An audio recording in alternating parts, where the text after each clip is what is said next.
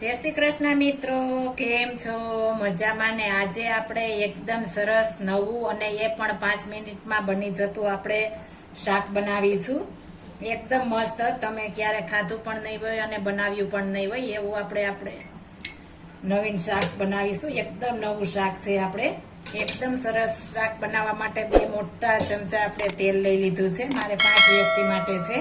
તમે તમારી ક્વોન્ટિટી પ્રમાણે તેલ લઈ શકો છો, વધારે ઓછું. તેલ ગરમ થાય એટલે આપણે અડધી ચમચી રાઈ અને અડધી ચમચી જીરું નાખી દેશું. એકદમ સાતળી લેવાના છે. સરસ આપણે રાઈ ને જીરું સતળાઈ જાય એટલે એક ડુંગળી લીધી છે નાખી, આપણે ડુંગળી નાખી દેશું. એકદમ સરસ આપણે સાતળી લેવાની છે ડુંગળીને પણ.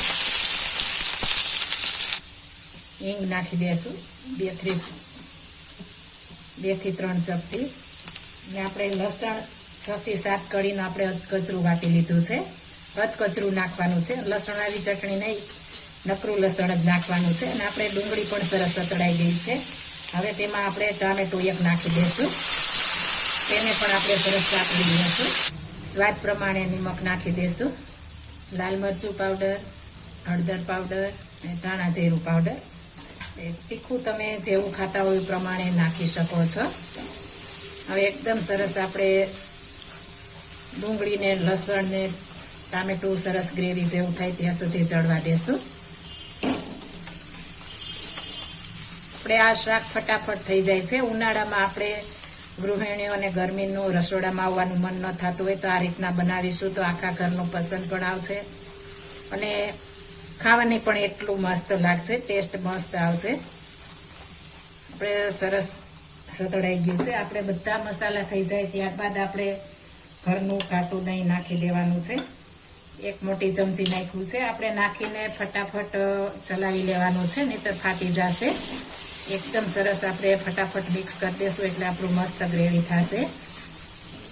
આપણે દહીં તો ફરજિયાત નાખવાનું છે. દહીં હશે તો જ આપણું આ નવું શાક મસ્ત બનશે, નહીંતર નહીં બને. એટલે આપણે દહીં નાખીશું તો એકદમ સરસ બનશે અને ખાવાની પણ આપને મજા આવશે.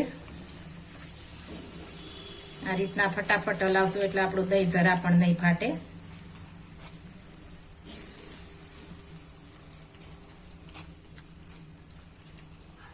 આપણું ગ્રેવી મસ્ત તૈયાર થઈ ગયું છે. હવે તેમાં આપણે પાણી નાખી દેશું. પાણી આપણે વધારે નાખવાનું છે. આગળ આપણે સામગ્રી ઉમેરીશું તો એમાં પાણી વધારે જોશે, એટલા માટે આપણે પાણી વધારે નાખવાનું છે. હવે આપણે આને એકદમ સરસ મસ્ત ઉફાણો આવવા દેવાનો છે, એકદમ પાકોવાનું છે. જેમ આપણું આ ગ્રેવી પાકશે તેમ આપણું શાક મસ્ત બનશે. હવે આને આપણે પાકવા દેશું. આપણે ઢાંકી દેશું એટલે ફટાફટ આપણે પાકી જાય. આપણે ગ્રેવી મસ્ત ઉકળી ગયું છે. આ રીતના આપણે સોરમ પડે એ રીતના પાકવા દેવાનું છે.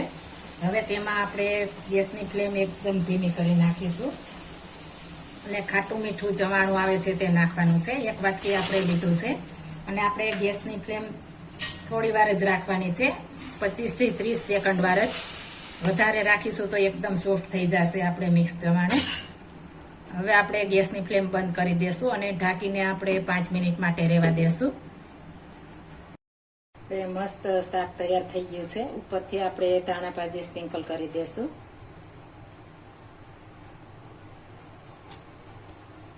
એકદમ સરસ અને એકદમ ટેસ્ટફુલ આપણું ચવાણાનું શાક તૈયાર થઈ ગયું છે. એકદમ સરસ. આપણે આ શાક તમે ભાત સાથે, રોટલી સાથે, રોટલા સાથે, બધા સાથે સર્વ કરી શકો છો. એટલું મસ્ત બને છે. એકવાર જરૂર ટ્રાય મારજો. હવે આપણે સર્વિંગ પ્લેટમાં કાઢી લેશું. તો તૈયાર છે આપણું ખાટું મીઠું ચવાણાનું શાક. એકદમ સરસ અને એકદમ ખાવાની મજા પડી જાય તેવું. આપણે ગરમીમાં આ રીતના બનાવીશું તો ફટાફટ બની પણ જશે અને આપણે ખાવાની પણ મજા આવે તેટલું મસ્ત બને છે.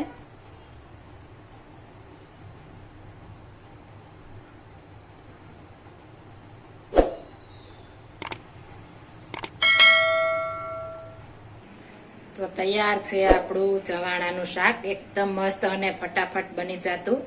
આપણે 5 જ મિનિટમાં ફટાફટ બની જાય છે. આપણે કોઈ ગેસ્ટ આવ્યા હોય તો આપણે કઈ શાક ઘરમાં ન હોય તો આ રીતના બનાવીશું તો ગેસ્ટ પણ આંગળા ચાટતા રહી જશે, એટલું મસ્ત બને છે. જો આ મારી રેસીપી પસંદ આવી હોય તો મારી ચેનલ લાઈક શેર અને સબસ્ક્રાઇબ કરી દેજો. ફરી મળીશું નવી રેસીપી લઈને. જય Shri Krishna. Thank you for watching guys.